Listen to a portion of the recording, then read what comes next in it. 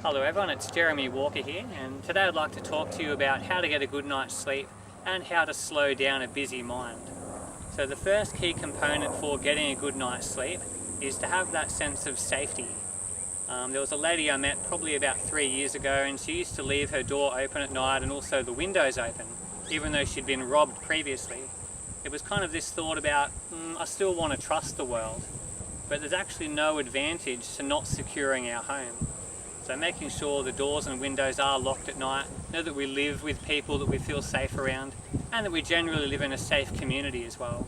That's that first key component for sleep, in making sure that we actually have that feeling of safety and peacefulness to be able to lay down and have that proper rest.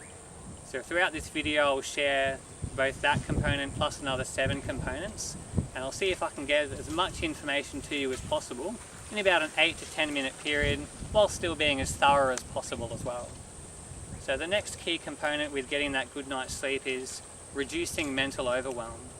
A lot of people I see do have that stressful type life where they're in 4th and 5th gear all day, and there's not that time spent where they do get to slow down a busy mind and just be aware of their thoughts, and times where they are just being present as well. So one of the key ways to do that is to get that feeling of grounding, and that's any time when you're exercising and getting back into the physical body, any time when you're spending time in nature, any time when you're meditating, even eating food or spending time with a pet can also be a really grounding experience.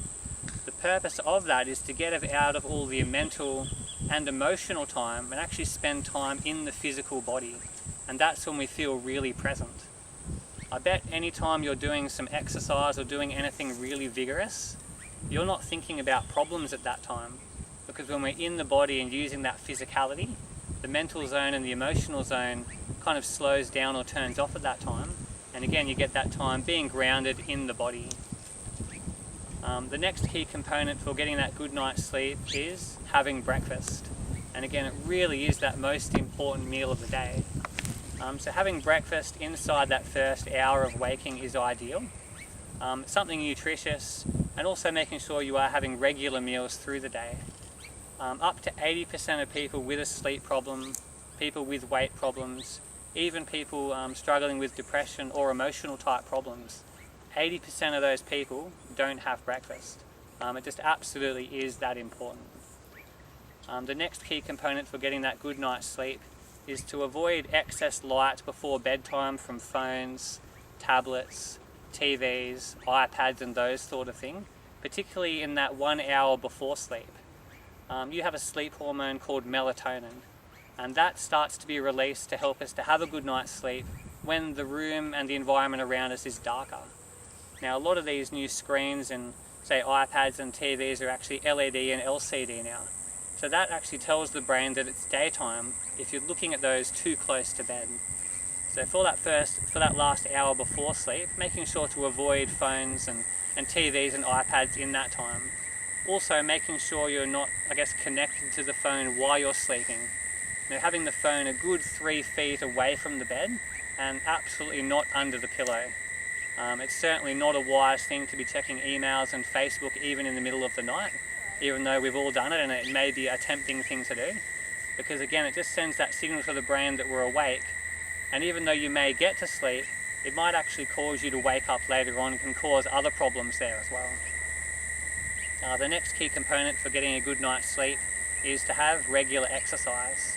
The more energy we use, the more energy we burn, and the more the body will feel like it has to recover. I know there have been times in my life when I maybe have been lazy with things and haven't been doing much physical activity. Interestingly, my sleep went downhill, but by using energy, burning energy, and giving myself a reason to be tired, the body will go through that rest process a lot more easily as well. So again, having that time where we're exercising, but also having that time where you get to be still before sleep as well. Another key component for getting that good night's sleep is drinking enough water. I know back when I was struggling with energy problems and sleep problems, I used to either have coffees or energy drinks like Red Bulls and those sort of things, because I thought I needed it to keep me going. It was only when I started drinking water and eating better food did my sleep get better and my energy got better. and all those other sorts of things started to improve.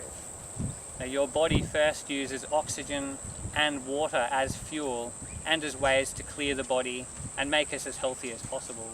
So absolutely getting enough water is a key component both in weight loss and in sleep problems as well. Having enough real food in our lives is a key component of sleep, but also eating at the right time. So we already talked briefly about breakfast there, making sure to have that breakfast and have regular meals, but also making sure not to eat too much food after say 7 p.m, certainly not after 8 p.m, particularly if you're going to bed at 10 or 11 o'clock, something like that. Again, even if you get to sleep quite easily, that food could actually wake you back up later on and cause other problems. For people who do night shifts and those sort of things, it's very wise to have that last meal, say 4 hours before sleep. So if you do night work and you work from say 8 p.m. to 4 p.m, it'd be okay to say have a meal at midnight, but not having any food again too close to sleep, because the food tells the body, oh, it must be daytime, I need to convert that into energy, and can cause again more problems later on there. The quality of food we have can also make a huge difference.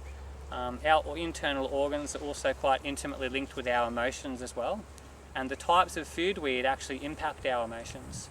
So having those real foods, fresh, healthy fruit and vegetables, rice, getting protein from beans and legumes and nuts and these sort of places, having real food, something that has a single ingredient, and avoiding packaged food and processed food as much as possible.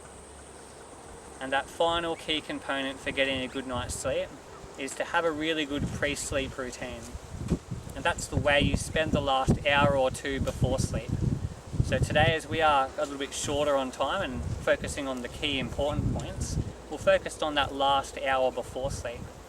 So in that time, it's really wise to avoid food at that time, doing anything too vigorous, exercising just before sleep, or even watching violent TV shows or spending too much screen time in that sort of time. Really good things to do in that time could be having a small glass of water, reading, meditating for 15 minutes, again sort of slowing the mind and preparing the mind for sleep as well. Having a shower, just doing something easy, something light. You could even dim the lights at that point, so you are again preparing the mind and the body for sleep by not making sure there's too much light in the environment as well. Something else, I guess, when it comes to the environment around us for getting a good night's sleep is making sure that our rooms aren't too bright, having really dark curtains. Also, if you live in a noisy environment, possibly using white noise like having a fan or an aquarium can be really useful in making it easy and kind of a nice tranquil place to go to sleep as well. An ideal sleep temperature can be found between 18 degrees and 22 degrees. It was really interesting. A former client of mine would sort of avoid using the air conditioner at night for the fear of, using too much electricity. But by just lowering the temperature by a couple more degrees, they said they slept almost perfectly just by making that small change. So I hope from those key 8 components of getting a good night's sleep that will make a difference for you. And again, to quickly recap, is to have that feeling of safety to go to sleep, finding ways to reduce overthinking and slowing down that busy mind, always having breakfast, avoiding too much light from phones and LCD screens before bed, getting enough regular exercise, 3 to 5 times a week, and something where you get to sweat as well, something that gets the heart rate up, drinking enough water, having real food with single ingredients and then combining those into a meal, and having that really effective pre-sleep routine for the final hour before sleep. Thank you a lot for listening, and I hope you get a lot of value from this video.